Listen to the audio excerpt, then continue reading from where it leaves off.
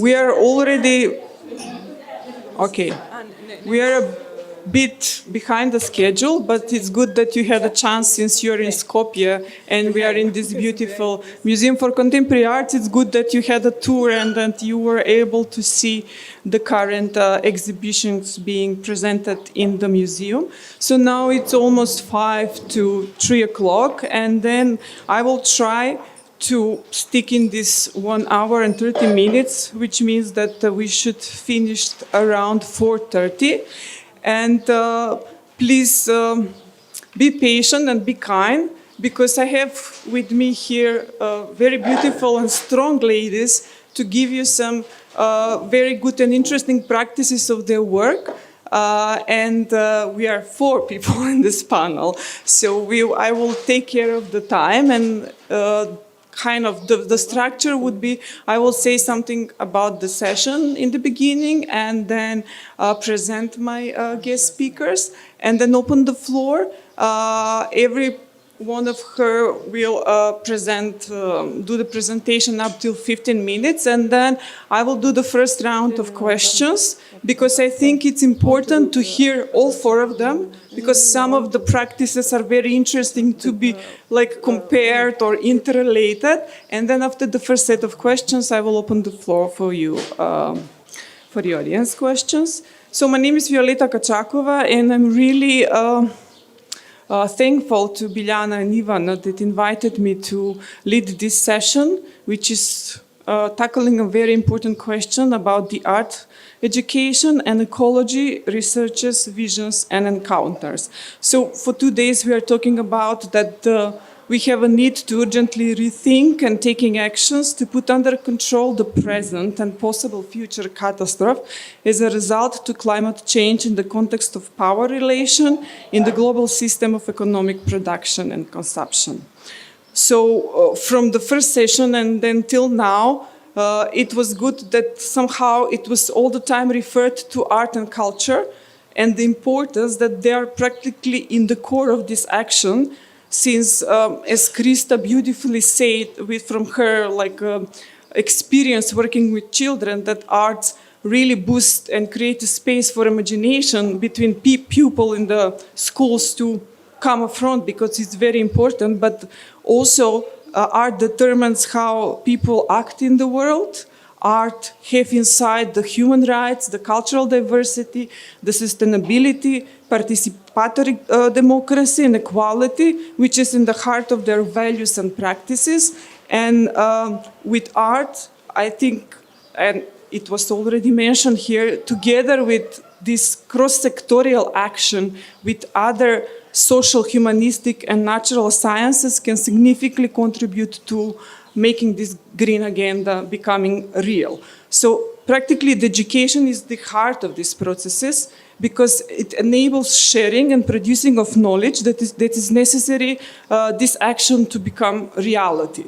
No matter if these education programs are developed in the frame of established institutions, academia, or in the frame of non-formal experimental pilot programs, or in the frame of experimental community practices, they are all at the same level relevant and important in the process of transforming these environmental challenges into opportunities and making these transitions to be inclusive for all. So we will refer in this session to different kinds of practices dealing with the education that are important for making this transformation and shift from one side really to kind of raise awareness and among the community of people that we are at the age of urgency to think about it and act together, but also from the other way around to really restructure and have new type of artistic practices that will bring inside the ecological awareness and support the green agenda. So I will start to present in the order of speaking. First, Nikolina Pristaš. She's a dancer and choreographer, a co-founder of performing arts collective Bedco. You had a chance to see the film, the last action, but not for the people being part of the collective. And besides working as Betko, she's assistant professor at the dance department of the Academy of Dramatic Art in Zagreb. She teaches courses in improvisation dance, performance, and contemporary choreographer, and she is the head of the dance department for 4 years. So she will present a very interesting, new, going on in the moment, experimental course within the faculty, which is called Art Body Environment, but she will tell more in her presentation. Then I have next to me Jovana Karaulic. She's assistant professor at the Faculty of Dramatic Arts Department for Management and Production in Theatre, Radio and Culture, and a team member of the Interactive Arts Laboratory, Artistic Research Hub for New Media and Technologies at the faculty. She's a member of ITM and IFTR Network, International Federation of Theatre Research, and she's a co-founder of Green Art Incubator that she will be presented, and it's very interesting learning platform that was very recently started to be active as independent initiatives, but in partnership with 2 universities or faculties. Then we have Sabine Zahn at the end, and she's also artist, researcher, lecturer from Berlin, currently a research fellow at 13 DAS Research Amsterdam. She's a member of the Artistic Association Floating EV Berlin that she will be presenting, and it's amazing ecosystem between the community and different types of professionals dealing with art and culture to preserve and act on a very specific side, but also through artistic practices to open very important question of the green agenda of how we live together and how we work together. She's also a member of Aerial Artistic Research Lab in Berlin. Her artistic practices and work investigates how choreographic strategies expand the way urbanity and urban spaces can be lived, expressed, and transformed. Last but not least, from our local context, Skopje, Slobodanka Stevčevska. She's a visual artist. Her work is context-based. Of course. Support. So, context-based work, non-collectible and either ephemeral or distributed in multiple copies. She's a co-founder and active member of Duo OPA, Obsessive Progressive Aggression. And also she's, since 1996, working in different educational programs with vulnerable young people and young people at risk, but also she is a teacher, professor at the Faculty of Fine Arts, so she will present her practices of being a professor and how she works with students, like kind of merging the being an artist and independent actor into the program of the faculty dealing with these very important subjects. So I will stop here and give the floor to Nikolina. Thank you. Thank you, Violeta. So there has been so many interesting questions raised over the last 2 years. I hope I have something to contribute to these conversations that we are having. So Art Body Environment, it's an elective experimental course that I started this year from my own personal need to somehow respond to the lack of any kind of contact or kind of formal way of speaking about climate change and all these topics that come and emotions that come with the climate change scenarios that we are that are coming to us through media with the students. These topics were picked up on either in between discussions about choreography, or sometimes we discuss, things in the corridors, but not actually as a part of the main curriculum. So I kind of wanted to open a space for that. The reason why I say it's an experimental course, it's also it's elective, so I couldn't say to those and those students that they should enroll it, so it's completely on their own if they're going to be interested in or not. The academy works mostly disciplinarily. You have a teacher, maybe you have an assistant if you're a privileged teacher, and then you can have a kind of plurivocality or dissensus in the class. if possible. But here now, since this was elective and I kind of had the opportunity to finance it through a research project that I kind of got at the academy, so I had the opportunity to have these different disciplines and experts from sociology, political ecology, anthropology, activism, actually these voices present in the course itself. So anyway, one of the reasons then that I personally wanted to do the course is that artistically, since Bedco closed and you saw at least a glimpse of a performance, of a live performance in this film that we made, is also that I'm at the moment in the last year and a half actually want to give myself the time to learn and or relearn to be a dancer or a choreographer, or to try to think about what merit does artistic production have from my point of view and from my experience of 20 years of being a choreographer and dancer in the light of a society that is progressively facing poverty, climate change, and all these complex and difficult and hard, fearful topics that come with this whole complex hyper-object that we are in now. This is one thing, and the other is connected to that was actually to start asking the question: how can or search for ways, how can the practices of degrowth, at least there are some of them that are articulated in theory of degrowth, be implemented into the artistic practice. So this was my first kind of desire when I started the course. The course deviated from that in some senses, but we can speak about that later. So maybe just to mention the names, besides Goran Sergej Pristaš, there are kind of Branko Ančić and Marija Brajdić-Vuković, they are sociologists. Both of them are working at the Institute for Social Change. Then there is Lana Peternel, she's an anthropologist, she's also there at the Institute for Social Change. There is Tomislav Medak, who is BADCO and Institution for Political Ecology, together with Mladen Domazet. And there is Miljenka Kuhar, who is working for the Society for the Formation of Sustainable Development.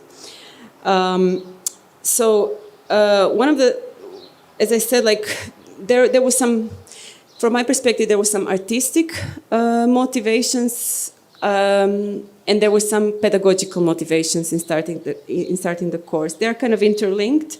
Sometimes maybe it's impossible to detach them one from the other. You also need to understand it. I come from 20 years of experience of working within a collective. So for me, kind of talking together with people, learning together with people, facing problems together, or defining, or trying to define the questions is a matter of how I do things, how I make art. It's never about me, it's always kind of trans-individual, it's always between us. And for me, it was quite hard to adapt to the institutional framework where I needed to be the authority that grades, that evaluates, that guides, that proclaims, whatever, prescribes.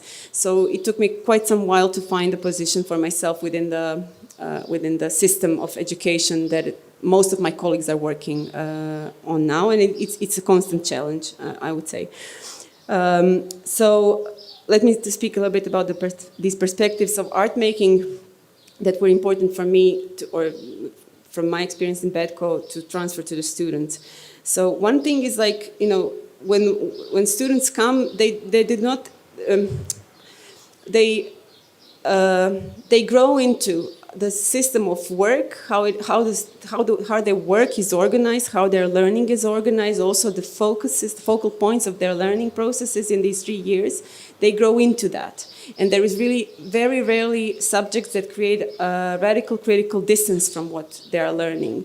Rather, everything that is being particularly to the students of dance, it's kind of taught as a practice-led classes, where there is really very small amount of critical or historical knowledge inserted into, or ideological knowledge inserted into the practice itself, or the learning itself. So often students do not have a distance from their practice and what they're kind of doing in their daily lives, in order to be able to actually start thinking outside the box, or outside the dance studio, or their own kind of physical experiences. So one thing was to try to offer them some possible windows of different perspectives. And the other was also when we speak, Sergei and me, from an artistic point of view, we speak, of course, from the experience of 22 years of making artistic work, which is radically different from their perception of what awaits them after they finish the studies.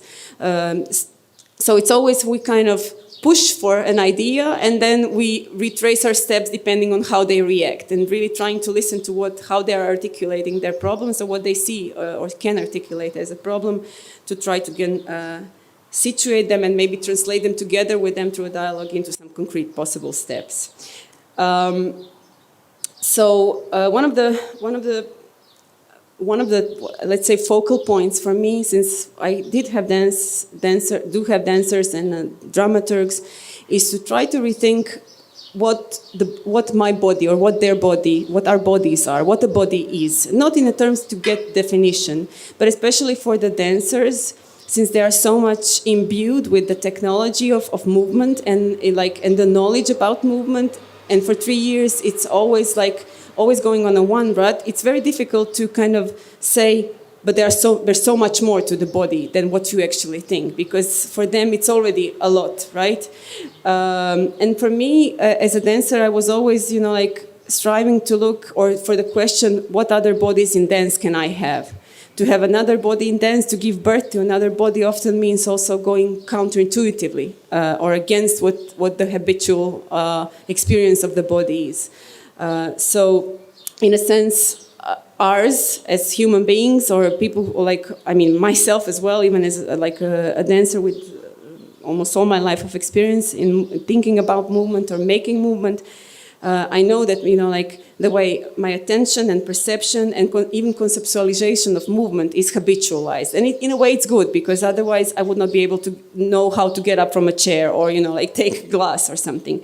But the thing is, it also at some point becomes immobilized and it becomes inertialized, that we use our bodies as a givens.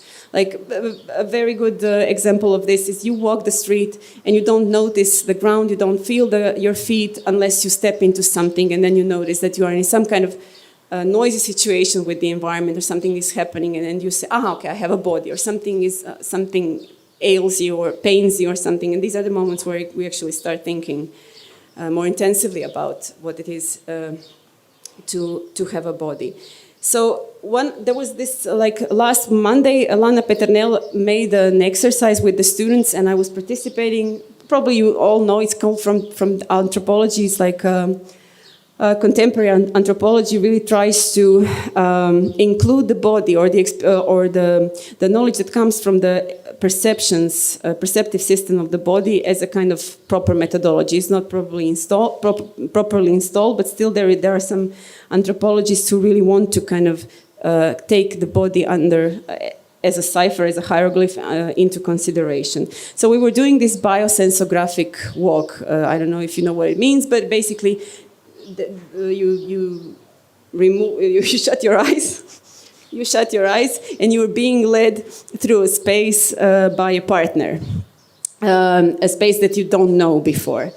And I was led by a student of mine, and the whole walk was 30 minutes long. Now it doesn't seem like a much time, but it was like an eternity for me.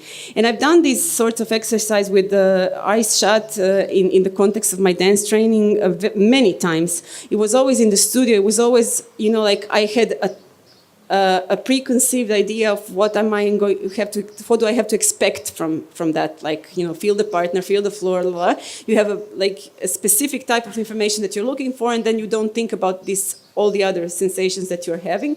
But now when I was just kind of led by my student through a space which I didn't know, the space had stairs, I didn't know the space before. I mean, I was in it before, but I don't remember it. I realized a couple of things that actually made me wonder. That, first of all, I completely lost the idea of space. That I didn't know what's in front of me, what's behind me, what's to the right, what's to the left. What's the distance between the wall and the next one? What's the distance between a passage and what I have passed? I couldn't even say how many meters have I passed in the course of these 30 minutes. The experience is of space somehow became an intensified experience of time. Like the world lost its shape, and it was just like different properties of space, sonic, tactile, olfactory, started coming at me somehow. And if I were to make a map of my experience, I would completely not be able to. This was one thing that kind of came to me as a kind of me in my body, completely unknown to myself, to my experience, already known experience of the body. And I think this is also very important, also like the relationship to memory, that most of us memorize things by passing through a space, and we have like the memory of something as like a memory of space, maybe even of childhood. You remember the space where things were. Some people have different senses primarily, but most of us have this kind of visual organ, always organizing whatever we are doing frontally forward. And it's just like, I was just thinking, okay, this simple exercise that I did, that it made me like, I'm 45 years old, again rethink, okay, what is this, that I'm living in, and how am I in this body with it, through it, what can I become from that? So I thought like this was a nice exercise, and the students also kind of had really interesting comments on it. One student though, and this is a question maybe for dinner with some people who are interested, one student said, no, it was totally not anxiety for me, it was not totally not fear for me, it was like VR. And this is the moment when I realized, yeah, for sure, this is the moment, Nikolina, where you part from your students. Like, you don't really know the space, and their kind of, experience of things are different. So that was something interesting. Okay, so this is one thing, to try to make your body unknown as a thought in the creative process when it comes to thinking about dancing, and also dramaturgs as well when they work with dancers. Then there is another thing, and this has come actually from the practice of Badco. Is like, I will say this now and try to explain this. It's like rendering the abstractions that lie behind the ideology in which we live somehow visible through the artwork. Not in a sense of representative. Those of you who know Badco work probably know how we work, but usually, our works do not lend themselves easily to understanding. People confront themselves with a performative object effectively. They can be repulsed, or, they can go away from it or be invited, but there is never, it's always like, the performance is a kind of performative machine that brings certain problems to the forefront of attention without actually giving solutions. So the audience is basically, the spectator is invited to provide this other 50% of his involvement in the after thinking of kind of after the performance. So it's not an easy thing to speak about when it comes to students, especially since both Sergej and I, we do somehow avoid speaking about our own artistic practice with the students. We try to kind of always kind of find other examples, or kind of try to go more into the abstraction, so it doesn't even appear that it belongs to us, because it doesn't. It's more like an abstract idea which can have many, many different instantiations and materializations. So this comes from Louis Althusser when he speaks about the painter Cremonini, and he says that Cremonini is a figurative painter whose strength lies in the fact that he does not paint objects, places, times, or moments, but relations which bind the objects, places, and times and moments, a relation between things and their men. One other example that I could give is something that is a work of art that we leaned on to through through the performative collective Goat Island, and it's actually it's like John Cage made these Freeman etudes in 1977. I will speak about that work, and then Goat Island made their own Impossible dance in a performance in '83, and then we made Impossible dances like now in 2000 and whatever, I don't know, 3 years ago.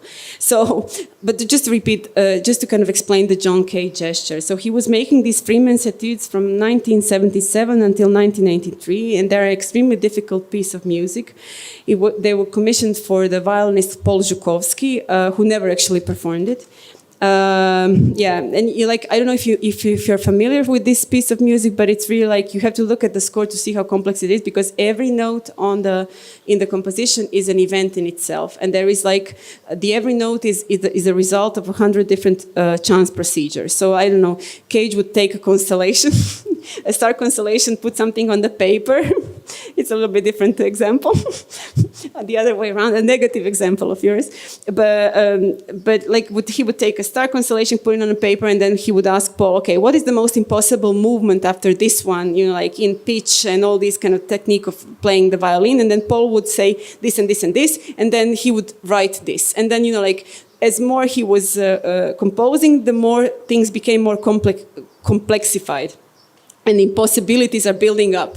So the reason why I'm telling you this, because it's Cage said like that he wrote these. He said like in an interview in '83, he says these are intentionally as difficult as I can make them, because I think we are now surrounded by very serious problems in the society, and we tend to think that the situation is hopeless, and that it's just impossible to do something that will make everything turn out properly. So I think that this music, which is almost impossible, gives an instance of the practicality of the impossible.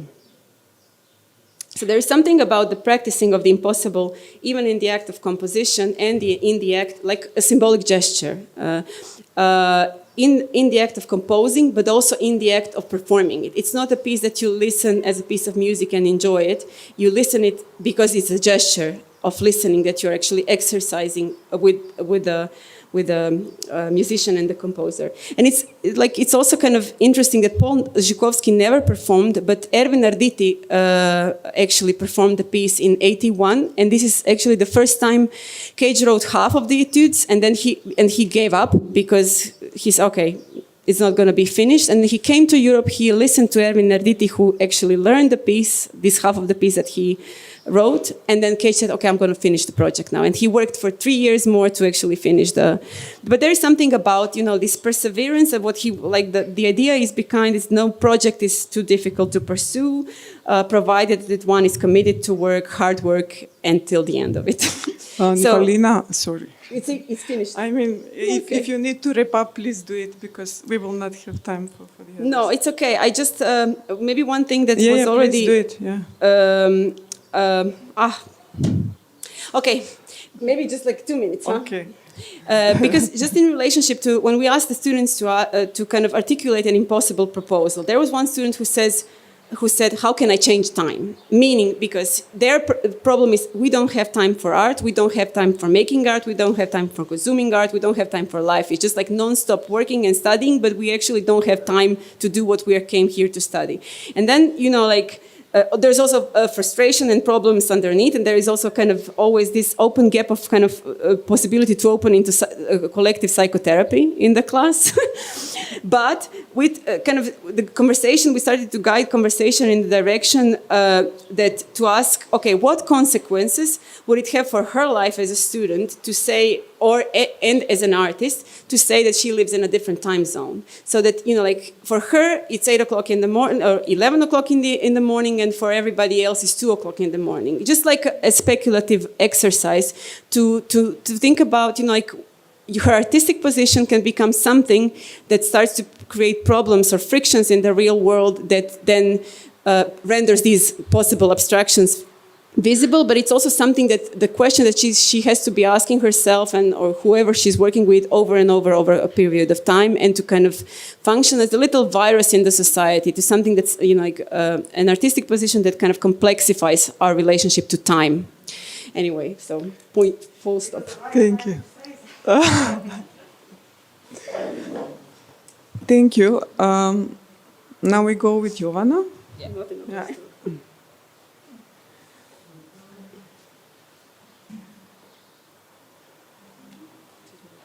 Slideshow. I hope that you can hear me. Hello, everyone, and thank you for having me here today. But also, as we are almost at the end of the conference with one of the last sessions, I would like to thank to all the participants who are in the audience for very inspirational lectures and presentations. So just to see what's happening here. who gave us some kind of inspiration to start with it. So Peđa today spoke about needs of systematical changes.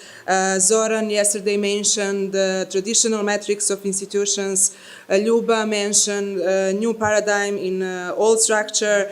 Anna spoke about that is not ethical motive, it is what we need to do. Krista asked what I can do, and that was kind of questions that we asked ourselves, Professor Đurđević and me, when we started to think about this platform, how to stop to just talk about climate crisis and on the arts on the other side. What can be our contribution to merge these two things in one, let's say, collaborative platform, and that can be part of the solution. So what is that we can do on this topic? And then we start to develop and imagine a platform in a collaboration with the Faculty of Dramatic Arts and Faculty of Physics, a platform which supports the possibilities of cultural sector in the context of more active involvement in these processes, but by networking different stakeholders through incubator activities in the future.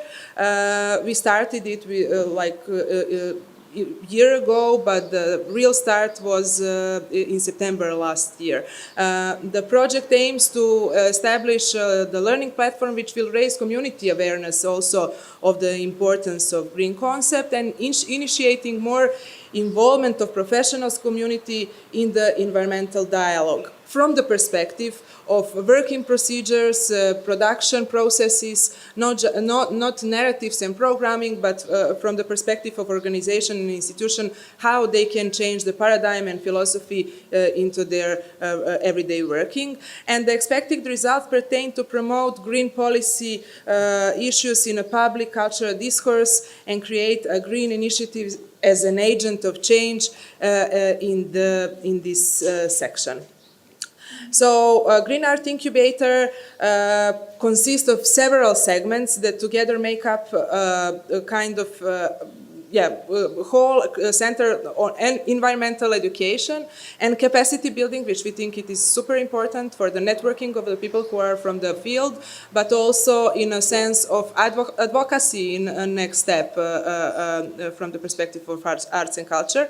To try to work on knowledge and skills, we spoke today a lot about that we already aware about the problem, but we don't know enough, we don't have enough skills and tools and knowledge how to start and from where to start, with a special focus on eco-shift within the cultural sector that I can say oftenly fails in communication adequately in this issue, or there is sometimes we are talking about that about the culture as a missing link in dialogue about the climate crisis in general. So that was our idea or our mission, how to make a framework for all these perspectives in this topic.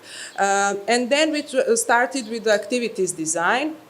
And the first, as the people who are coming from the faculty way of thinking, we started with the researching and mapping of the status of institution and organization on the territory of Belgrade from three disciplines: visual arts, theater and film, and also with working with the stakeholders in culture and arts and trying to understand the status, the weak spots and others of the institutions and organization towards the green transformation that is our final mission. The second layer of the project is a digital platform which is aimed to organization and individuals who are already working on these topics in the field, who has a projects which are communicate dialogue between eco topics and arts, and try to give them more visibility in a digital and other contexts.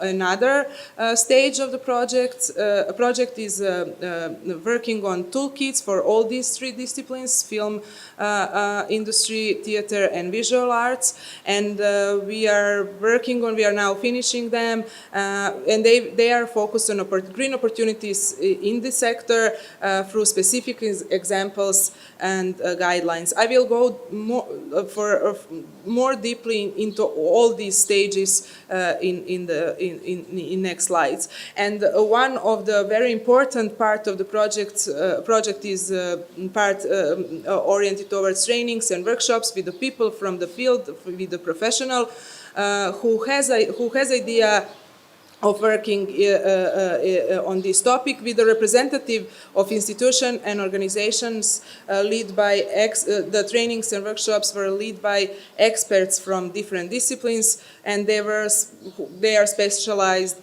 in these green transition processes.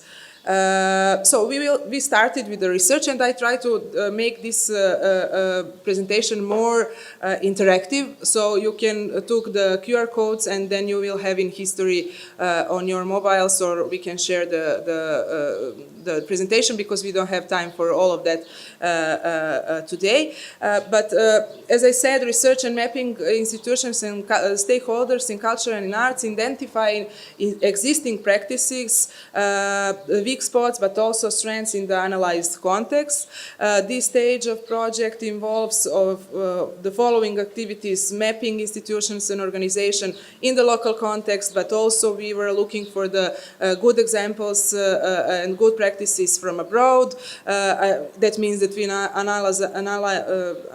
we did an analysis of positive view examples of practice, developing the research framework and methodology. Understood me what I want to say. And we try to conceptualize the survey form for the beginner.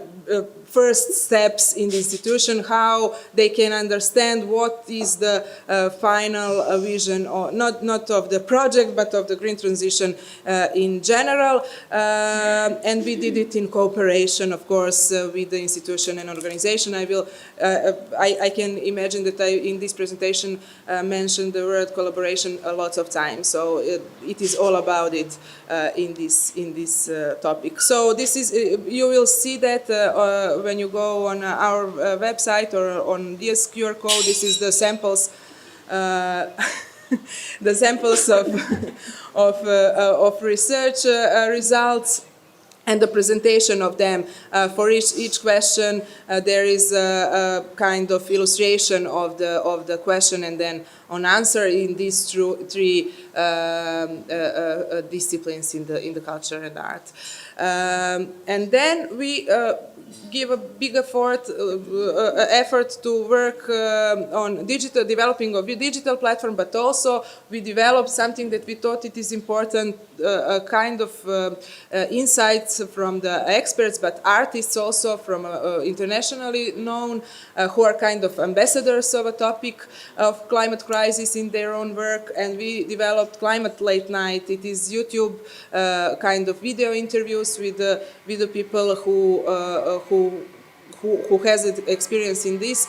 So our first interviewer was Josh Fox, who is Oscar nominee author. I suggest you to see his documentaries about the gas issues in USA, but he was also Grammy awarded director, and he was super open for 1 hour interview for the Climate Late Night, and that is we are now waiting for another slots for another ambassadors, that kind. And here is also QR code for this interview, and you can find it also on the platform.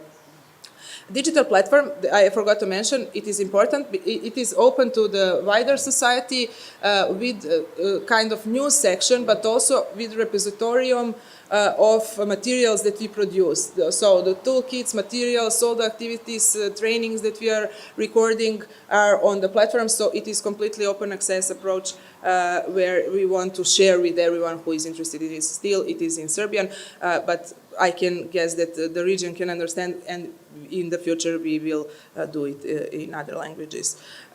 This is just sample of the news section on the platform. So you can see here different kind of artists who are already working on this topic, who gave us interviews, and experts who are already deeply in it can share with us their experiences and their knowledge, which we think it is more than important. Yeah, this is the Climate Late Night, another link. And very important layer for us is trainings and workshop for representatives of institutions and organizations led by experts from different disciplines who are specialized in green transition. They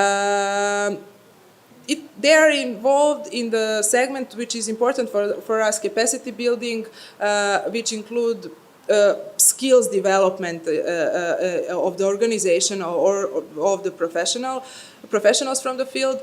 And this segment of the project include local and international lecturers from different disciplines. For example, we had Giovanni Pompili, who is producer. He just won Golden Bear at Berlinale, but he's head of studies at Torino Film Lab, part Green Film Lab. He worked with our film professionals, also Iphigenia from Mythos 21 network, and she's associate of Julie's Bicycle. I guess that everyone here knows Julie's Bicycle organization, who is super important for this arts and culture in sense of climate crisis and the projects that they are developing. And Zoran Eric, who worked with our professionals in the field of visual art, so he can share after his thoughts about it. Every of these trainings and workshops started with a lecture of Professor Đurđević, who is climatologist and professor faculty of physics, who gave us a wider picture about climate crisis and why it is important for everyone to participate in a solution, in kind of contribution, and gave the whole history of in 45 minutes and where we are now. So we thought it is important for the professionals to understand better what are the exact problems that that are in front of us.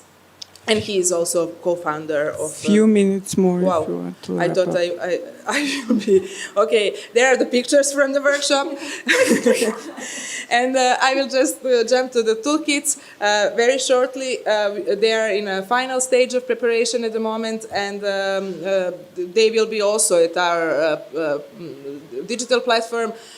There, for each of these disciplines, very specific guidelines and examples. What are the steps that we need to take for the beginners in sense of organizational culture, how to start with philosophy changing paradigms, but also very concrete production procedures that are for each of these disciplines. So it is not something that is new. Almost every country has something like that, but we try to make it and put it in our context because it is different than others. So in a sense of infrastructure, I won't mention budgets and everything else, but you can see here it is about what we can do about the reusing materials and energy consumption, and I will just go further.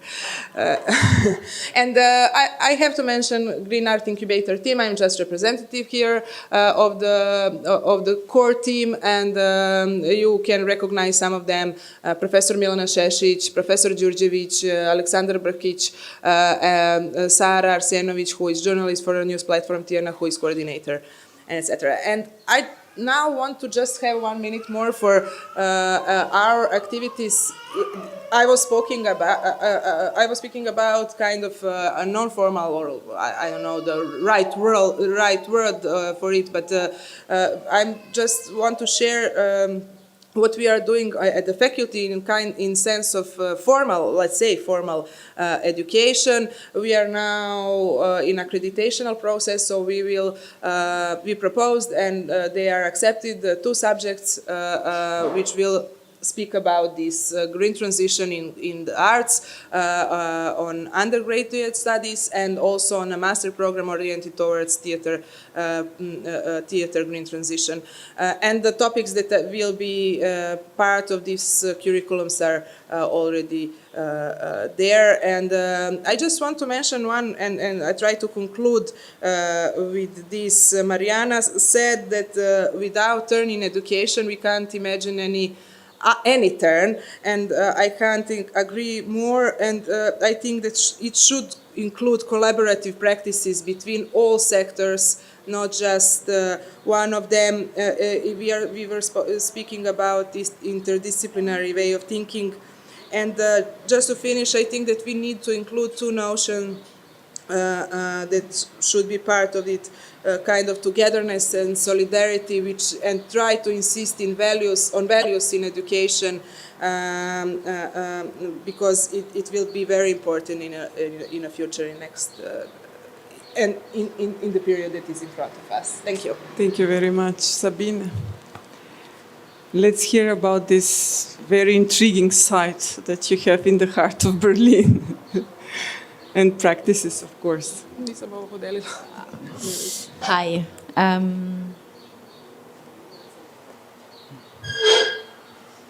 So we keep this image, and just for the imaging and the speaking, I'm not used to doing both at the same time, so we agreed to do a kind of freestyle jazz with the images, even though I could make up a whole story just through the images.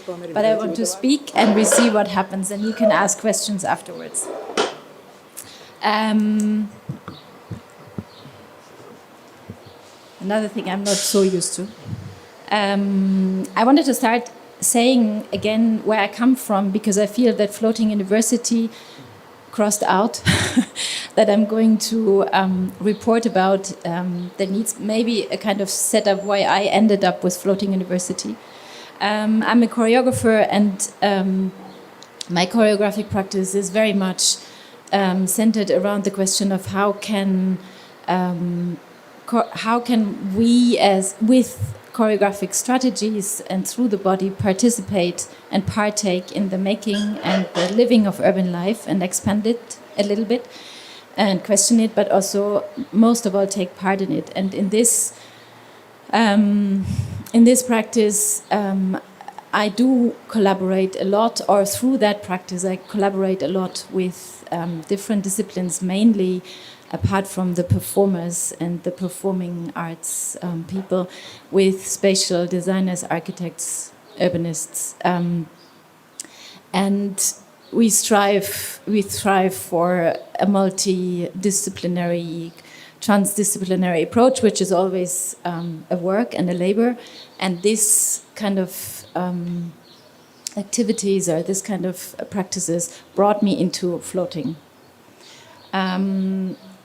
And in floating, I'm engaged as an artist, as organizing programs, as keeping the site alive, everything that needs to be done.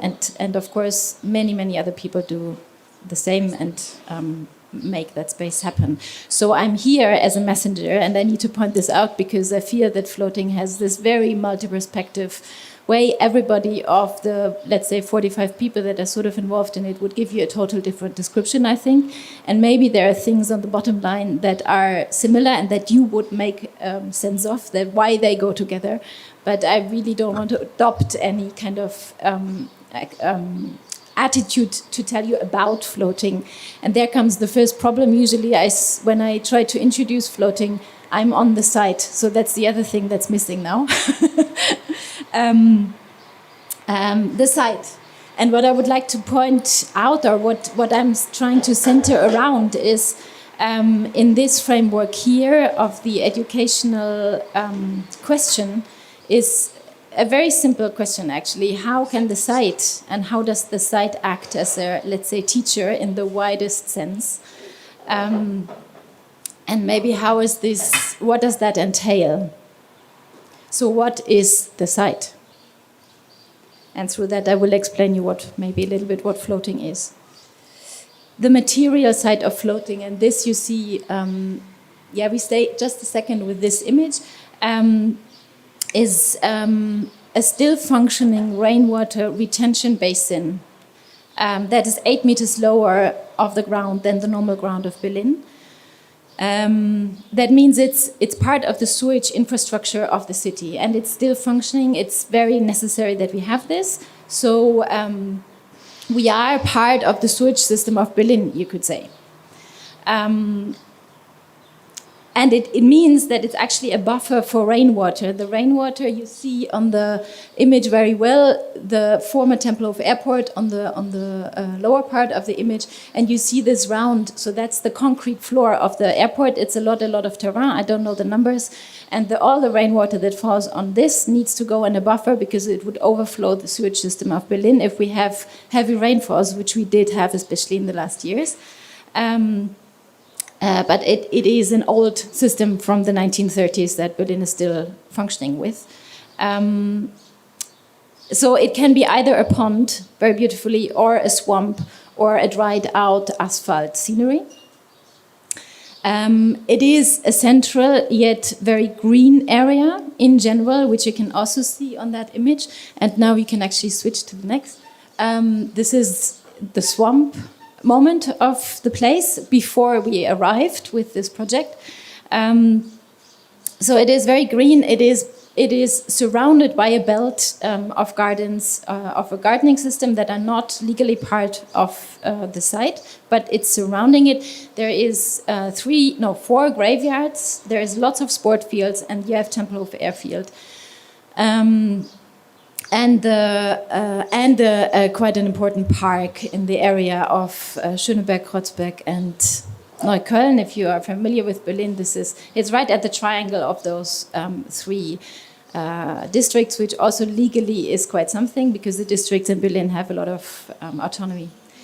So legally, it is not a public site. It has a door, and we have a key, and the owner has a key, and we have literally 1 key.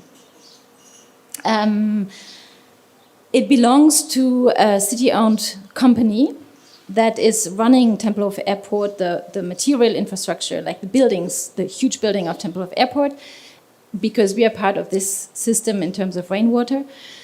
And they are the owners, and basically we are renting it from them. Yeah, a Pacht. It's sort of a rent, yeah. It is not yet an economic asset, but of course it is. And because of the referendum of the Tempelhof Airfield in, I don't know when it was, a couple of years ago, to not build on the airfield, the rainwater retention basin stays where it is because they wanted to move it to the airfield and then free the space of the infrastructure so that you can do all sorts of nice things there. We can imagine what it would be. And this kind of referendum is basically the biggest barrier to keep the rainwater basin in its shape. And to situate Floating University right in this place was therefore, apart from many other reasons, also a political act or a political step. So what happened? 2018. Now we can just scroll through and you see images, and I can contextualize them later. And 2018,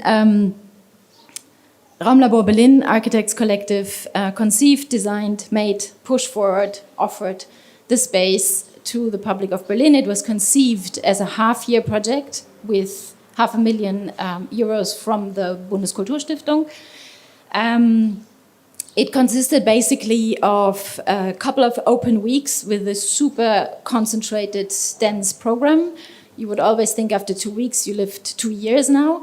And they were basically the ground in which the academic seminars were embedded. So the main activity, I would say, that was not always public, but very often public through those public weeks, would be different seminar groups of different universities, different disciplines, and even different countries. So we didn't only have German groups from different cities, but also from France, from Austria, and so on, that came with their professors and kind of placed their seminars on the site, working with the site. And that through those open weeks were build converging zones with public programs and with the public, with people that just came and walked straight into the seminar rooms. So on a physical level, there was also a lot of overlapping, which in that year was very often described as cross-pollination. And of course, there were a lot of artistic and other interventions and discussions and so on. So this explosion of encounters and experiments and practices led to the founding of the association. You can just go a little bit further with the images. This is how it changed after this very spectacular stage set of 2018. You can see we decreased physically, but not in terms of organization. This kind of increased. So briefly about the organization of floating then crossed our university that became an association, floating E.V. And basically what happened on the organization and programmational level is that from a 2 to 3 people curated project in 2018, which was a laboratory for urban practice on the whole, it kind of evolved into a multi-programming, multi-activity octopus of nature, culture, pedagogies as urban practice. But I mean the octopus is an octopus. So very briefly, we have, I think, something between 45 and 50 members, from which I would say 25 are the active ones. Maybe it's a little bit less or more, it also depends. We have temporary funding, we have temporary site permission, and we have a temporary structure of the groups. This is the organigram from, I think, last year. This year we would probably have to redo it. Some of the important groups are the program group that is looking at all of the requests that we have in terms of collaboration. And this kind of merges a little bit into the programs. There's different programs happening, and that really depends on the motivation of people to engage and to make a program and to think of something, of their necessities. So there's no central curator at all. It's kids only very strongly since the very first year. There's a festival that came up, Climate Care. There is Floating Web, which is an extensive soil and ground and compost project. There's many others. Then very importantly, we have the funding group that is busy with organizing money, basically. We have the space group that takes care of the space. And the space in that sense is both the physical, let's say the site in the original sense, as well as the build structures, the repairing of the build structures, the taking care of the toilet infrastructure, all of these things that have not been in place. It was like you saw in the second image, an empty swamp. And very, very importantly, the lobby group, because without the lobby group, in all of the circumstances in the last years, floating would not have happened and would not have resisted. One program I want to name specifically is the Learnscapes in this context. Learnscapes is the name that the association invented after 2018-19 for all of the academic happenings. And this is structured in 2 sections with the, I find, very beautiful names of the Academic Beach Resort and the Free Radicals. The Academic Beach Resort is, like in the first year, different teachers come with their students and then things happen. And that can be from 1 day to 2 weeks. Or in the case of Berlin universities, of course, they stay longer and they come again and again and again. And the Free Radicals, and that's a very inspiring movement, is self-organized students groups from different universities that kind of hand in a way, their idea of what their study program would be, how long it would take, how they organize each other. It's always collective. And then they get handed over the responsibility also in terms of infrastructure, the code for the key, all of these things. So they totally take care of themselves. And then in the end, they get together and kind of exchange also. So this is a little bit the most direct learning program, but I would actually say not only in the frame of this conference, but also I think this would be something that everybody of the many members and perspectives agrees upon, that it is essentially a site of learning. And that really means everything that you do there, everything that you would like to do there, everything that you have to do there. So what I want to, coming to the end, I want to point out 4 points. And these are really, they come out of conversations, and they're really also my perspective on what some of the points that I find learning, how the site acts as a teacher, and how this very specificness of the site acts as a teacher for really everybody engaging. So the site itself performs very strongly. The site itself is in constant transformation. And that is a challenge and both a beautiful thing for everybody who's making program, who has a plan of what to teach to whom or what to learn. There was one image, I think, where you saw the flooded floating, right? So this still can happen. This is part of how it's built. It's not built in the way that it will prevent being flooded. It will get flooded once we have heavy rainfalls. And it happened twice during a 1 week festival, during Climate Care Festival. So then you have to be busy with making the thing work under the conditions that are at stake, and they can be very extreme. And this entails, amongst many other things, also that any kind of hierarchies between people get immediately flattened. Because a university teacher that comes with the students and the thing is flooded, or the things are flying away because it's a lot of wind, you need to cooperate, and no one is really a specialist in that. And the same goes for programs, etc. The second topic, the second aspect that I want to say is, and this concerns more the students that come, is the site as a pilot space, because it is sheltered, it's very sheltered, but still it has this very public feeling and this very exposed feeling. So there is no way to kind of get your own classroom and do things that no one else will see. At the same time, it is a sheltered space because the door can be open or closed. So somehow it triggers an experimental openness without all of the risks that you would have would you go to public space. And I work a lot in public space, so I know how, like the extra layers that you will have to deal with. And you still have an infrastructure of the toilets. There was one image with the pink water cans, that was the toilet. So there is some kind of an infrastructure, but still you're exposed to not only the weather, but also to the other study groups that can be parallelly at stake. And that has huge, or kids that are doing a workshop, or everybody else. So that triggers things that wouldn't be triggered otherwise, I think. And that means that, from what I could observe, many student groups really deviate from their practice. So somehow this towards a multidisciplinary approach happens also because the site triggers this. Thirdly, the site as a connective tissue. I think the site holds many, many interests and motivations and opinions and ways of making sense and practices. It is really a practiced ecology of practices. For the reason that I just named, things happen in close neighborhoodness and there's no way to close the door.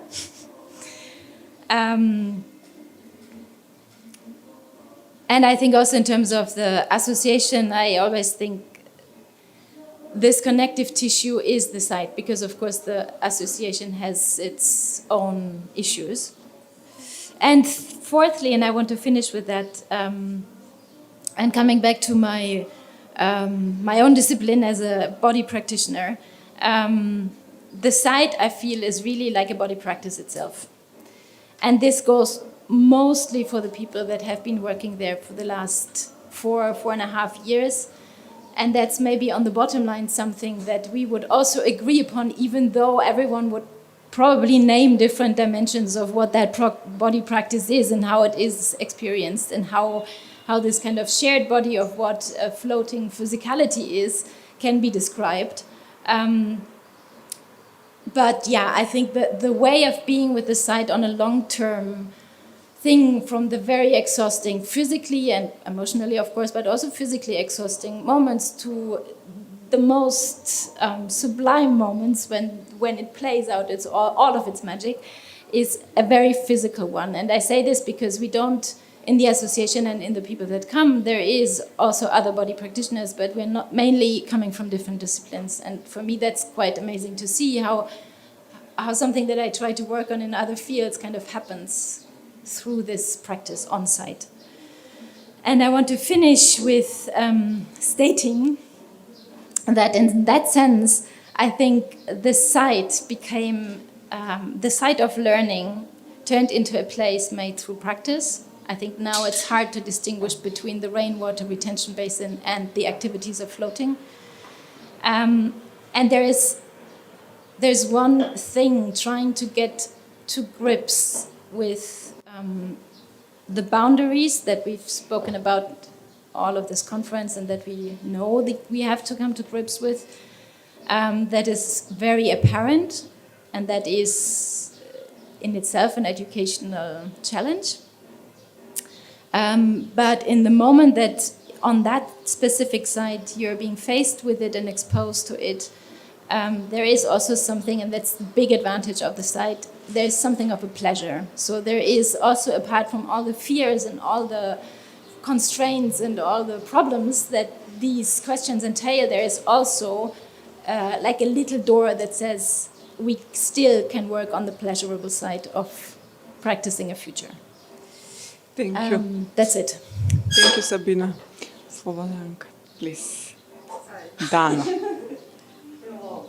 Thank you for coming here. And now I would like to say something. Sorry. Now the local context. The Republic of, do we see this? Okay.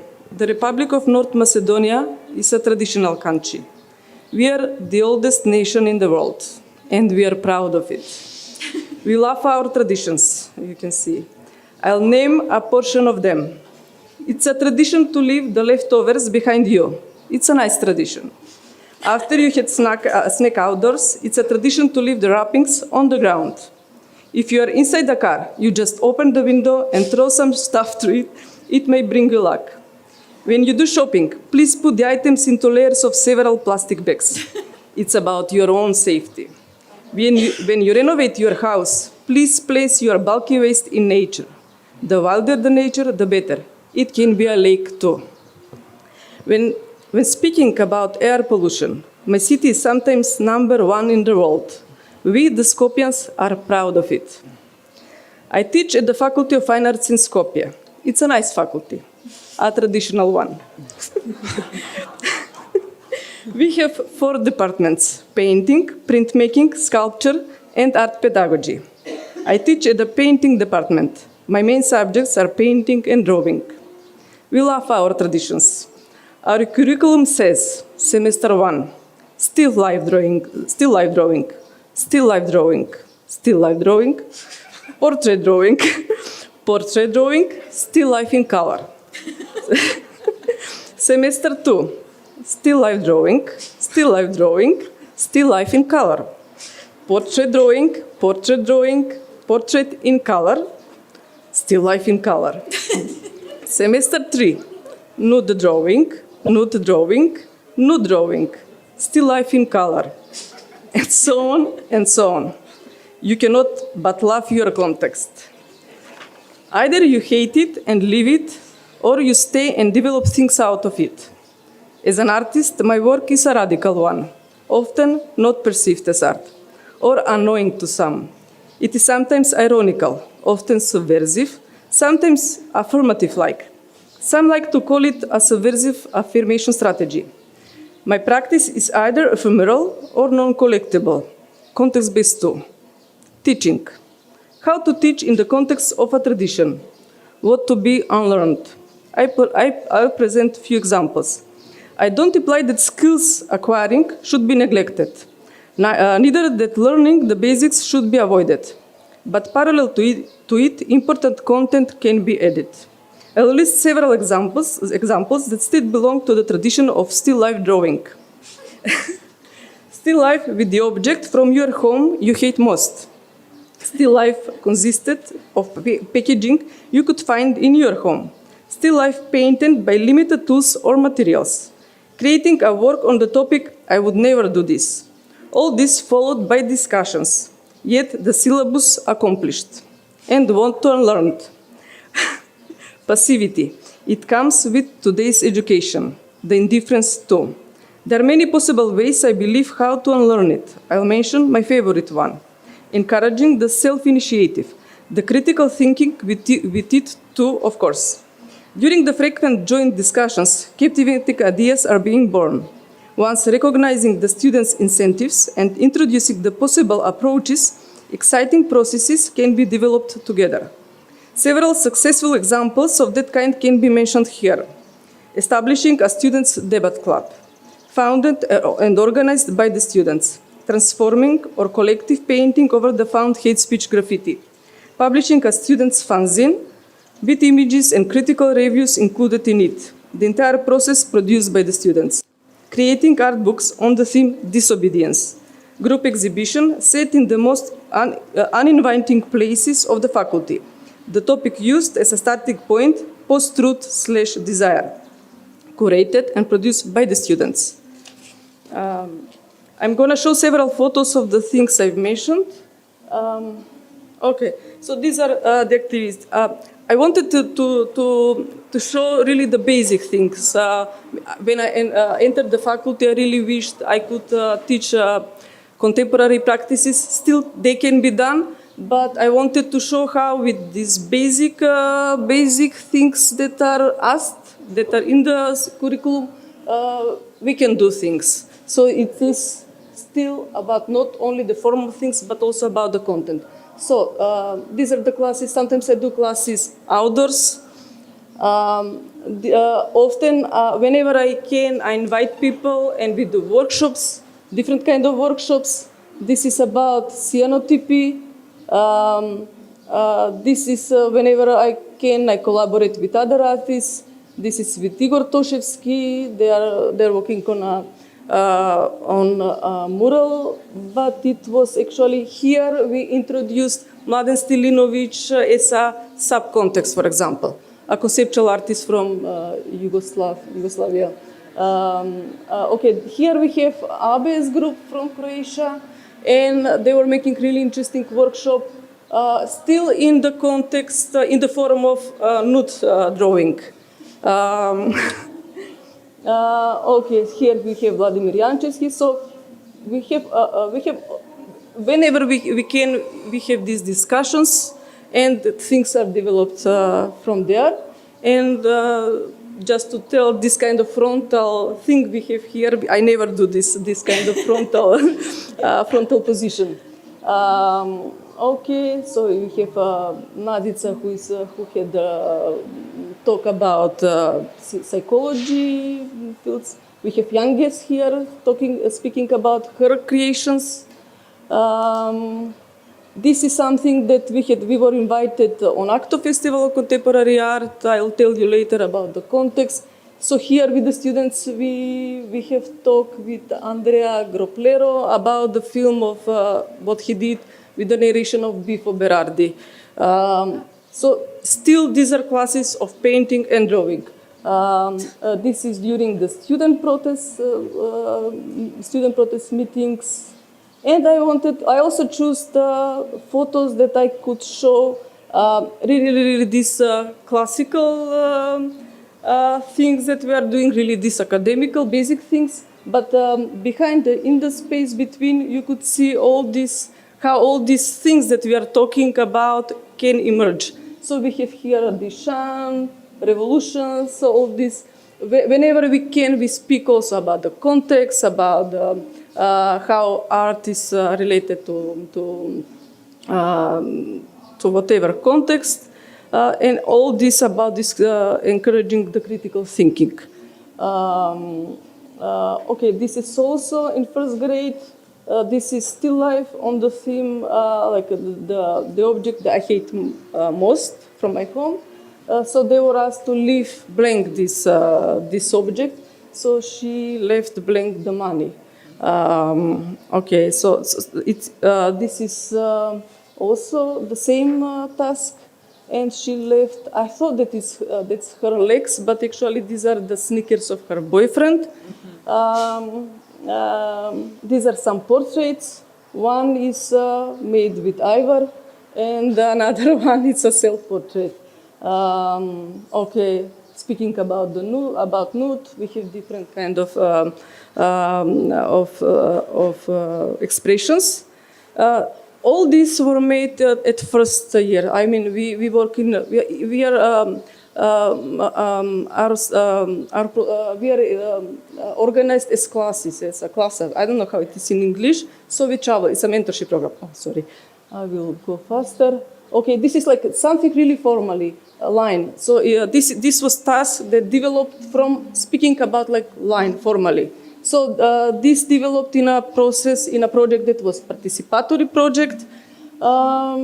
People were asked to contribute to it. I will not go in details. And this was work one girl just made a line throughout all the studio related to this task. But we were immediately after that asked to erase the line because it was probably too, I don't know, too visible from outside. And here it's exhibition that they created, they produced, and they curated. And this is the hall where you have to go, if you want to go to the office of the painting department, you have to go through all this labyrinth. So she created something that she made something out of these ugly holes that we have in the faculty. And this is a cage. So when you want to enter the faculty, you enter in this cage, and so you try to find how to proceed later. And these are the fanzines, the magazines that they produce. For the second one, we were invited on the Acto Festival. So they had reviews inside about the exhibitions, whatever they were thinking about, like critical reviews, and some drawings, and some pages from their zine. And we had sometimes we succeed to make more contemporary practices, so it's not impossible anyway. But what I wanted to say is about this.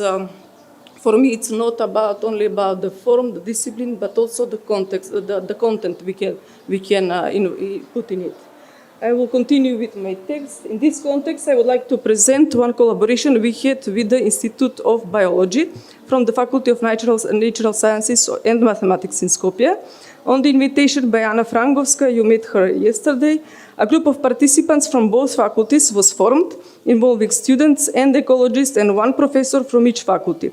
The project was carried out in the period of several months. It was based on the method of peer-to-peer exchange and knowledge sharing. This way, the students researched and presented materials according to their individual interests. The projection for the final outcome was an exhibition of collective works in the National Gallery of North Macedonia. So an introduction to the practices that are possible and legitimate was needed, as well as to find ways how to connect the specific knowledge gained from both faculties. The content research ranged from practices that belong to arte povera, socially engaged practices, post-conceptual and participatory practices, to the topics as bioart, biohacking, and the post-human. While stepping in the fields of ecology and biology, there were plenty of new things we were faced with. As art practitioners and trainees, we realized that thematizing the environmental issues need deeper research beforehand. We realized that further education relating these issues is widely needed. We realized that popular information on these matters can often be combined with misconceptions. We realized that an active but uninformed action on our part can cause even more harm, regardless of our good intentions. I believe the project opened a new window to all sides involved, and I believe it's a good step towards deeper collaboration of these two communities. And I'll show several outcomes of this project. Okay, this was the process. This was these meetings. So because of the pandemic, most of them were on on digital platforms, on Zoom.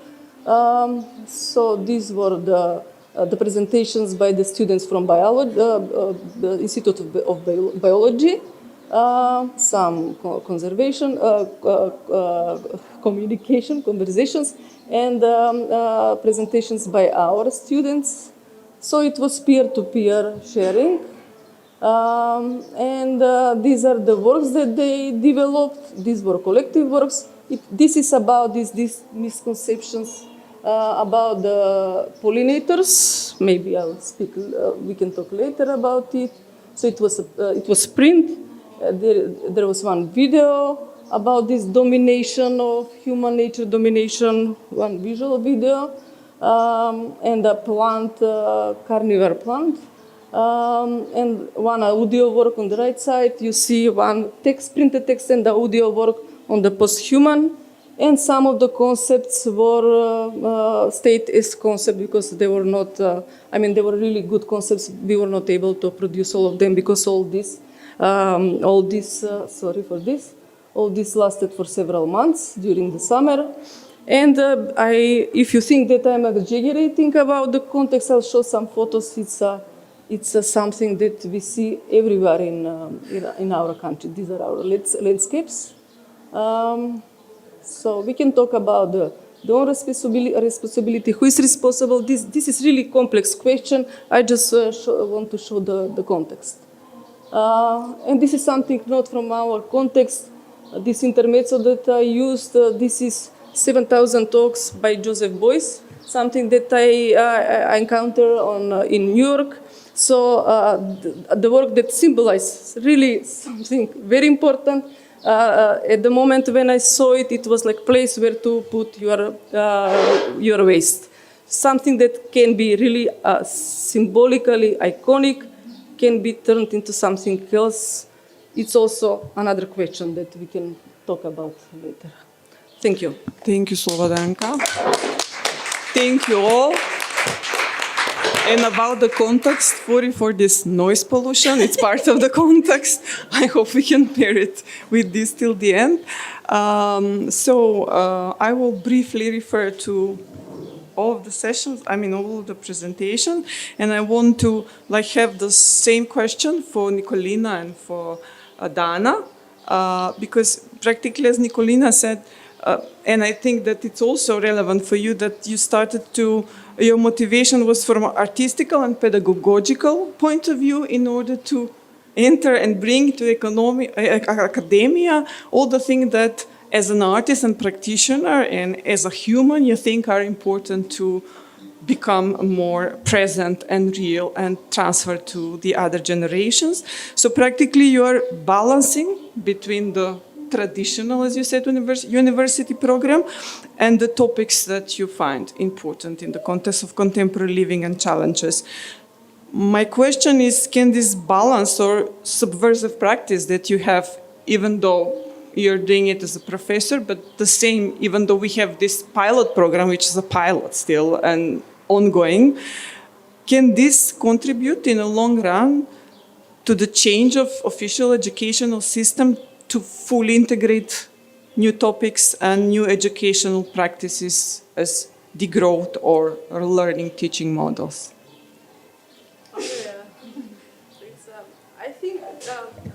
I think that it can.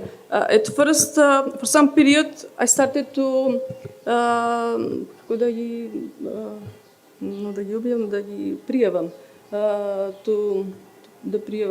to announce to my dean what I'm doing, what is the collaboration. So for some time to make it official, but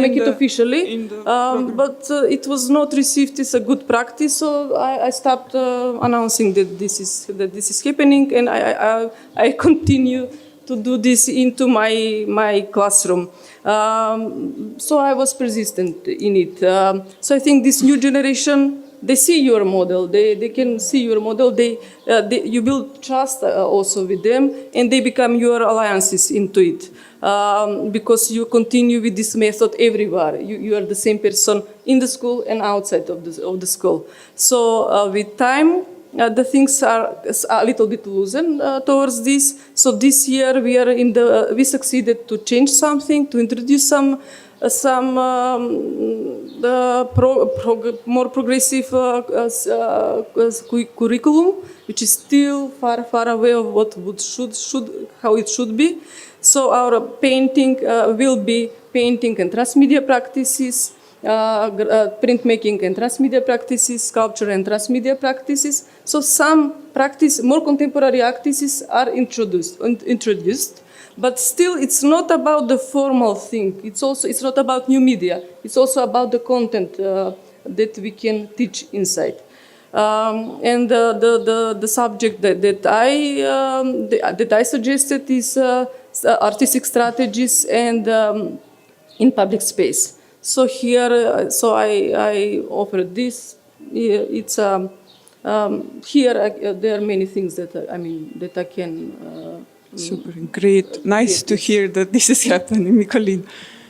From my part, I'm definitely going to persist. As Dana said, the thing is, whatever you want to put in the official curriculum, you need to take something out. And that's always a strain. Nobody wants to give up on the content because everything is so important, right?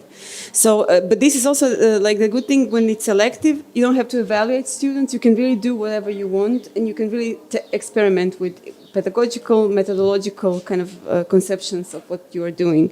That's one thing. And the other thing is maybe to mention, I think it's important that like we've just came out of a three-year Erasmus Plus project in which Lokomotiva was also part of, and through that we developed or written a new MA program which is called Performance in Context, which well, it's written in a way that it structurally binds University Academy of Dramatic Arts much closer to the civic scene in Zagreb, which is very important. That because students are completely detached from the scene, so we're looking for ways. The most problematic thing now is to find the money for that, because it would entail actors from the scene and being paid actually through this kind of MA project. And there are a lot of legal and financial constraints and kind of things to overcome, but this is what Sergei and I said. Like this is our. We need to have this mission, you know. Like we need to do this somehow. So this is a possible future where these kinds of content also can come in, and also the voices from the super science. I'm happy that after 2 years project, at least this is happening. I mean, even you're facing this kind of problems, but it's real, and I think just to overcome the challenges, legal, financial, but still. One of the, I think, helpful things would be like we just had a reaccreditation process at the academy, and I was kind of put forward because I was the only one doing something like this at the academia to actually speak about what the program is or what the course is about, so that they were kind of, okay, there is at least one green topic in the education of art. So I think this would grow, because I know that the academia has much more really interesting young teachers that would kind of go in this, filmmakers, screenwriters, a really kind of interesting group of artists are momentarily at the academia that would go embark on this topic. So I think it's just more also an internal thing for me to kind of try to push and present in the academia. Thank you. Jovana, you already mentioned, that you are entering with 2 new academic programs. Will be also, let's say, selective one, but it's something that should be established. But I won't go there, but I will go to the incubator that you're doing. So practically you're trying to transform the cultural sector, institutional and non-institutional one, through the set of researches, workshops and trainings, give them tools and develop toolkits with the recommendation in order to restructure the way they work, to correlate to the green agenda and sustainability. So my question is, even though you're very recent as well, started last September, but how till now this is perceived by the cultural sector, the toolkits? Are they trying to change something in the way they work or how they communicate this with the community audience? in the institutions and as well the Yeah, cultural organizations? Thank you for the question. There are two different perspectives of this. On the one side, it is a huge question for the organizational transformation and organizational culture.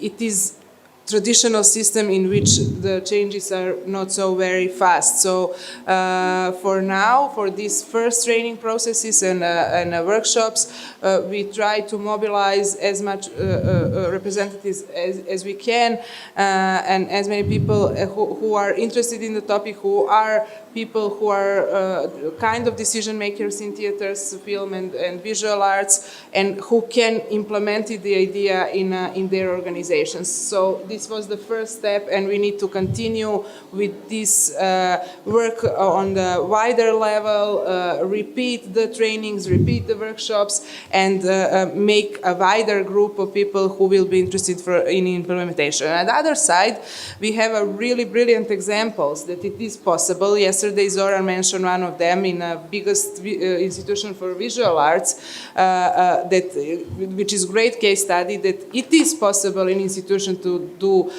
this kind of project with a wonderful effort or big effort of people who are in charge for the project, but it is not kind of protocol of the organization, and I think it will be the biggest challenge to implement it in the whole organization. Everywhere we will find the people who are interested in this topic, but to change not just the paradigm, but also to change the protocols, to manifest, to protocols of production, it will be the biggest challenge. But we had, beside that, we have Bite Festival last year who was really into this topic, so there are good examples, and because of Creative Europe priorities, we can expect new projects which will include this both perspective, narrative, but also working procedures that will be necessary implementing it. Thank you. I will end my question with Sabina. So you already, Jovana mentioned the transformation that starts with few people and then it need to have spillover effect, but it need to have continuity. And Sabina, you mentioned temporality and politicality, that even though you have this side and the whole practice, which is non-disciplinary and very open and interrelated, as a possibility to learn from each other. It's related to the site. It's not depending on the site, but it's very much related to the site. So my question is, and we'll go to the question of policymakers. You said that it's belong to the company run by the city and you have one key. And sometimes maybe you will face the reappropriation or no, I don't know. So the question is, since 2018, you show a great dedication and a very important artistic and community practices that are happening there, changing and transforming the place for the site for the better of the community and the city, but also enabling different kinds of practices to happen there. Mm-hmm. And how does, does it influence the city of Berlin and the policymakers to change their perspective and to start supporting this kind of action, to change it from temporality to longer temporality, or opening some other spaces and places to support this kind of actions? Okay. Very complex. I try to tackle some aspects of that. Maybe the first thing to say is that it took 7 years to get this one key. So even though 2018 was the moment when the whole thing appeared spectacularly in the arts and the urban field and for the neighbors and so on, but before that, the two architects that initiated it had found the site 7 years before through another project by chance, and they worked 7 years to get this one key, and that was on a silken thread, as we say in German. So it was never intended originally as a long-term project, And then when the association founded itself, it still is not intended as something that's going to stay forever in the way that it kind of constitutes itself at the moment. Yet the temporality of both the funding and the permission that we have, so we kind of thought, okay, it's 5 years, 6 years, and undergoing changes anyways. But the temporality, just to go on the practical issues that we have, is that it goes by half year, and the funding. So the site permission that we had was always half a year. They kind of never asked us in the winter to give the key back, so we kept it. And then there was another permission, and then last year they didn't want to give us the permission anymore, and then the real struggle started. And now we had a permission until June. Now we have a permission until October, and the lobby group is full on working on trying to maintain that and push it on and on and on. And that goes until the top of the political scene. We have a changed government in Berlin, city government, not by the parties, but by the agenda in terms of urban planning and participation. So we shift decisively from an interest in participation into an interest into investors, to put it very straightforward. So the political scene is totally changed. Funding goes the same. I don't know if you know, but floating, basically, Raumlabor won the Lion at the biennial in Venice last year for mainly initiating floating university and another very big project, but this goes together with much more with other actors in Berlin. So there's two sites, and this doesn't change the policymakers in Berlin. We have to ask for funding of 30,000 euros here and there. We have to make stupid events to get 50,000 euros for one stupid event in order to finance, things to come. So that's about the level. And now we have a lot of other people that kind of make our life difficult. After 4 years, they also appear on the scenery. What it means is that in terms of urban practice and policy making we have Kids University, they're running. You saw this image with the climbing kid. I love this because it means you can reach out, but you need to be well secured. So we have a range of different dimensions of activities, and yet one of the deepest learning procedures is how to continue making sense of the conditions in a practical way. So how to continue both on the political level, to reach out again and again and again, to unite with other actors in Berlin. And thanks God, this is a city that has a lot of them, and they are trained, and we can infiltrate. But I must say, the new government is like a slap in the face. Yeah. I'm sorry to hear that. When this happening in Berlin, what can we say about this? No, but maybe I can finish, because that was maybe the wrong thing to finish. But it's good to know, because everybody is facing more or less the same challenges. I mean, because you can make 3 steps forward, but then with the bad politics, we go 10 steps behind. Yeah, and it also means a lot of unpaid labor. Maybe I need to say this also. It looks as if everything is total paradise, and of course we like that image and we want that. Yeah. But the exhaustion I was mentioning is a real exhaustion, and we all know this type of exhaustion. I just want to mention that also in that case, that is something to continuously struggle with.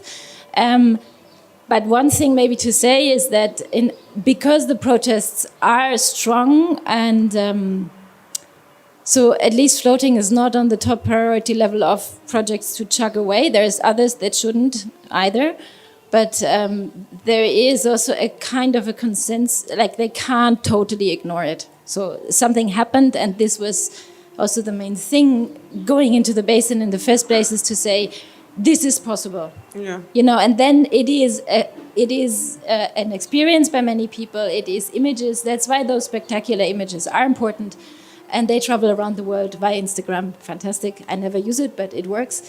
And this creates also something that is not to be totally ignored. But on the day-to-day basis, we experience situations where you go like, wow, we do live in separate worlds. Yeah. Thank you. So I will close for my part this session, and I will open the floor to you if somebody has something to add, comment, ask. Thank you, amazing panel. And I would have a question for everyone, like different questions, basically. But maybe like for example, okay, for Sabine, I'm not exactly. I don't exactly understand how the project maintains the ecosystem. Because like seeing it from my perspective, there is a lot of like constructions over a natural site, a swamp, and like I was wondering like what are the environmental impacts actually of this environmental project, like, and especially if it comes and goes like constantly. Should I answer Yeah. immediately? Okay, so maybe this, I didn't point it out clearly enough. It is a total man-made, human-made environment. It looks very natural, but it is a concrete basin, and the water that flows in is totally contaminated. Still things grow, and in the course of us being there, for example, things have grown even more. I mean, I'm not saying that we are not having an impact that is also critical or not to be, not always good. But this is exactly how the site operates. It is basically the anthropocentric theater manifested itself, because the way that it's been built and the way that things, creatures and whatever lives there it comes really always through the entangled activities of humans. So yes, we do build things there, and I sometimes also think, it's a bit a lot. Like we are slowly squatting the place. But on the other hand, for example, now we have a lot of rangers and ecologists. We have an ecologist also in the association, and there also we had to have a certificate, like an evaluation of the site that I think before didn't happen. So a lot of things happen that are actually now looking at what's living there that hasn't happened before. And and one concrete thing is that in the course of being there, the plants, especially the ones you can see, they increased immensely. So they didn't clean out the basin until, unfortunately, this year, because we were there, and so the ecosystem actually kind of rejuvenated. But it's for example, at the moment, you saw a lot of people walking through the water. This is totally forbidden now, especially the kids are totally forbidden to walk into the water, because there is frogs and the eggs of the frogs. Yet the big machines still go through the water, because that's maintenance, and this needs to happen. And the kids are not allowed to go in rubber boots in the water, because that's not maintenance, and that would harm the frogs. We know where the frogs are, they're not there, but that's the kind of entanglement of things. So it's not so easy to say it is a swamp, but it's also not a swamp. There's an interesting remix going on. I don't know. I had a question also for Slobodanka, and also maybe for everyone. But maybe I will ask the one later, so I leave the space for the rest. So maybe, it could be a bit provocative, also because, like, I've noticed that it's a very wide space, even here. Like, we're discussing these things among us, and we're all white.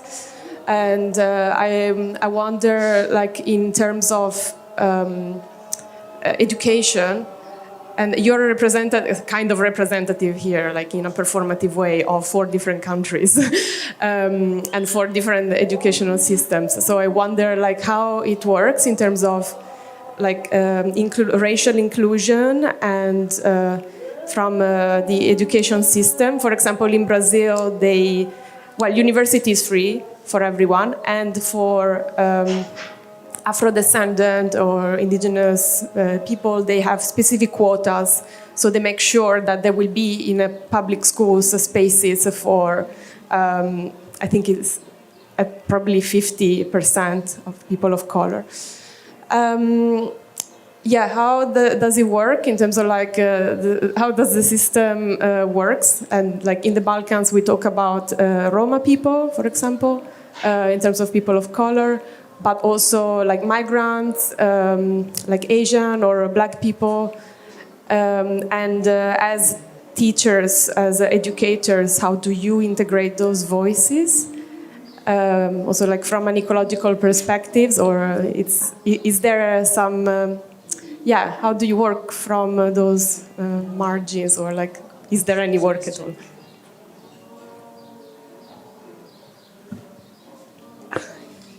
We don't have them.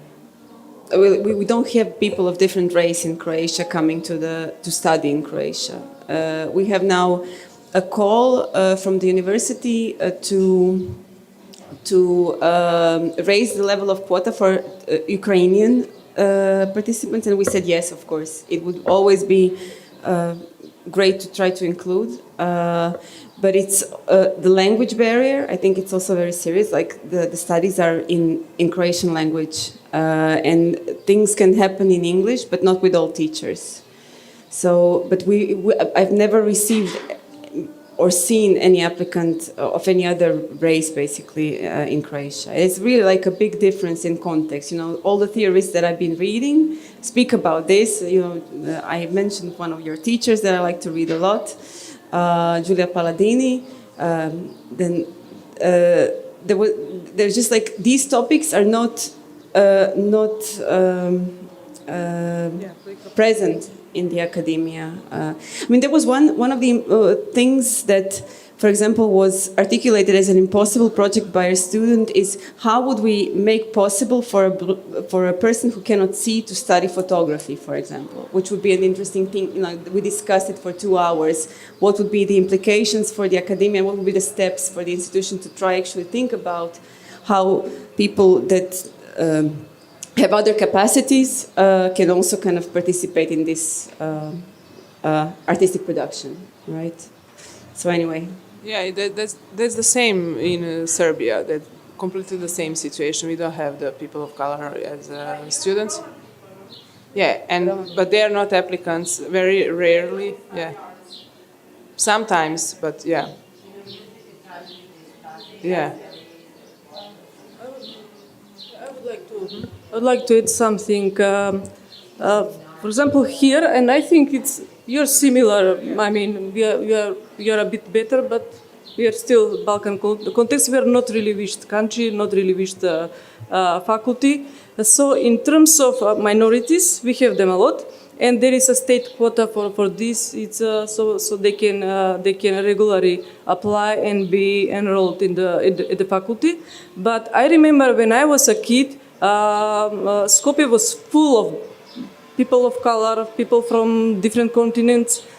During those times, I don't know who remember non-aligned movement. So it was this kind. I mean, this was really diversity here. But now we are really on the the lowest country in Europe, really on the periphery of something.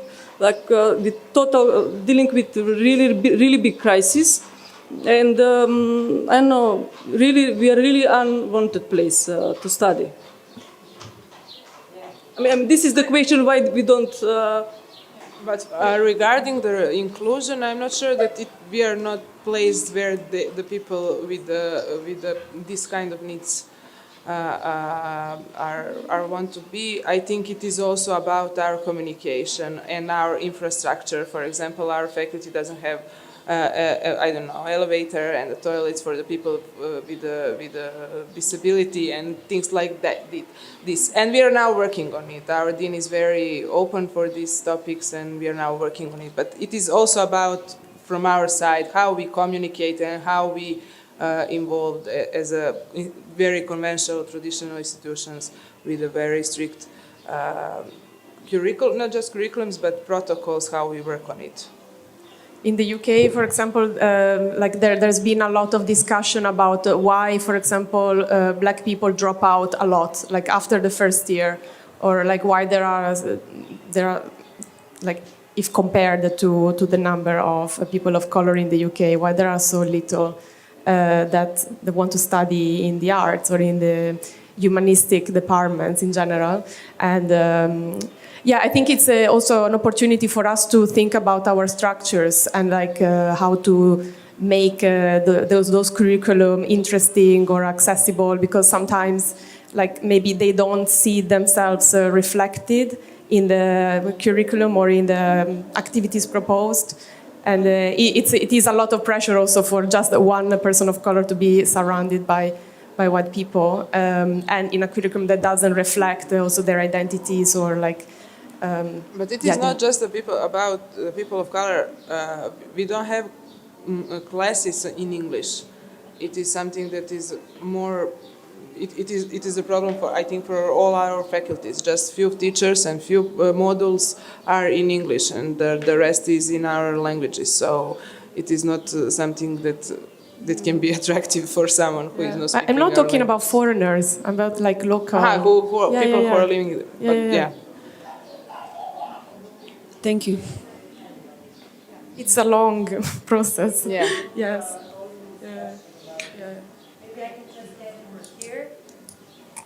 As Slobodanka said, there is a quota for minorities, but also there are different programs for inclusion of Roma people into the educational system, but also in the art academies. Maybe in this academy there is no such a program, but the other art academies, such as like for acting and music, you can see different, yes, you can see Roma people, and also for the minorities, you have these quotas that are also fulfilled. But I totally agree with these programs, but as Slobodanka said, we are very traditional here, and it's very up to a person that studies and actually try to subvert this traditionality and ways of teaching into something that we are talking about. So, I mean, I had the questions, but I would leave it to Anna since she is guest. You wanted to ask? No, it's okay. Maybe I just... Shall I? I just quick questions for Nikolina and for Sabina about, because you talked about this site, and you talked this about the impossibility and how that it's a way of practice that goes through the body. So my question is, how did you embody this practice, and how it changed your artistic practice? And does it really spill over in a sense of communicating differently with the student that has this different time zone and articulates or finds the space in a different even shape than you, and how the site, as this site, not as a black box or, you know, familiar institutional box, really shaped or reshaped or reformed your artistic thinking, and to what extent you embodied this artistic practice. Now I give it to Mariana so we can collect the questions and we can... She doesn't want. Okay.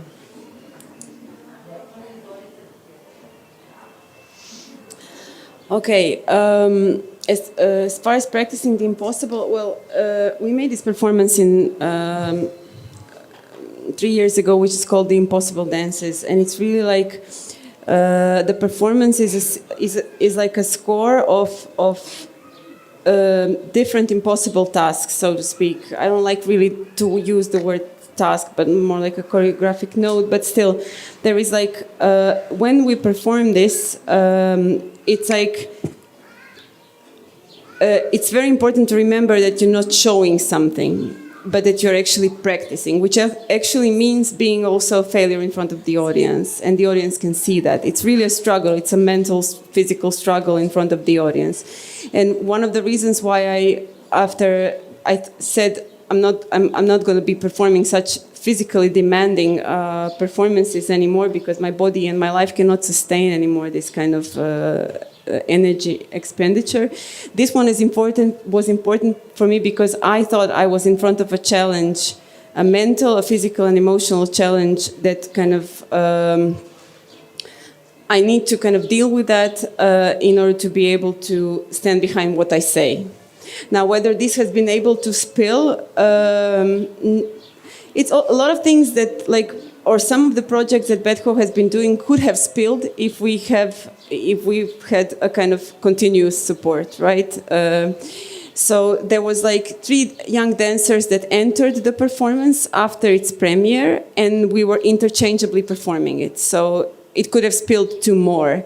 I don't think it can spill to people who are not dancers, because it's really kind of super physical thing. I had some ambitions with the project to perform it on the meadows or in public, you know, like just on the street, but that kind of ended up also with Betco. So I don't know. I think it's also like that particular practicing of the impossible was just one instantiation. One of the things, you know, like it's also thinking about now the questions that have been raised also about the educational system. For me now it seems impossible, you know, to actually pursue these matters. At one point, something that's impossible will become possible. The only thing is now for me to kind of try to see what is the complexity entailed in all of this. And I think for me, this conference has been quite helpful to also kind of, you know, test this outside the environment, immediate environment of people that I kind of engage on a daily basis. And then just to pursue. I don't know, like if it will spill over, we'll see in like 5 years. Thank you very much for a very inspiring presentation. I'm not in any kind of like art author or art historian. I'm more of a consumer. But I'm in environment for 15 years now, and I'm really, really glad. And I want to actually, now that we're wrapping up the whole conference, I want to thank the organizers and all of the presenters for bridging. Yeah. yeah, but I will not speak more. So the idea is to bridge different things and to look into avant-garde, which is now presented as degrowth, maybe, let's say that way. And I want to connect these 2 things, I mean, things that you're now presenting and saying, and degrowth idea. And it's especially maybe for Nikolina and Sabine. Do you think that coming out of our habitat, I'm not saying natural habitat because there's nothing natural about people and the way that we live, but it is our habitat, coming out and being in the spaces which are not already inhabited by people, even if they are human-made in a way, is it maybe, and this is now maybe provocation, is it maybe part of the ideology of pushing the boundaries and again growing and trying to make impossible possible? And all of the time, and some would argue that human history is history of victory over nature and being again in a constant search of, you know, more and more possibilities. Especially regarding to previous sessions where we were speaking also about coming back to the village, going back to origins. I mean, I'm speaking about the space, and have you have you had this kind of, you know, ruminating, what if we are actually, you know, perpetuating this idea that it's possible to push boundaries in outside space? But I understand it inside of us, that's the other thing. But also it usually takes other spaces which could maybe be other species' habitats. And I was watching, I remember this, I was watching this one mockumentary, I forgot the name, but it was a long time ago. And it was about activists for animals' rights who were really happy to go into actions and liberate farm animals, always saying that finally they can roam free in the valleys. Leave them alone. And thousands of acres around them, there were no valleys that they can roam free. So this, it's a really tricky game between what's the nature, what's natural, and what do we do with the space as humans. As you said previously, Nikolina, being in Antarctic or somewhere and just realizing this is not my habitat. So my artwork would be called, if I ever do it, Out of Space. And it would be about humans always trying to be out of space and actually always being out of space. Some research actually shows that it's better for humans not to live in villages anymore because it takes too much space. It's too many of us to always have houses, gardens, etc. We should be in a huge buildings, packed up away from nature. Sorry for this maybe complex thing.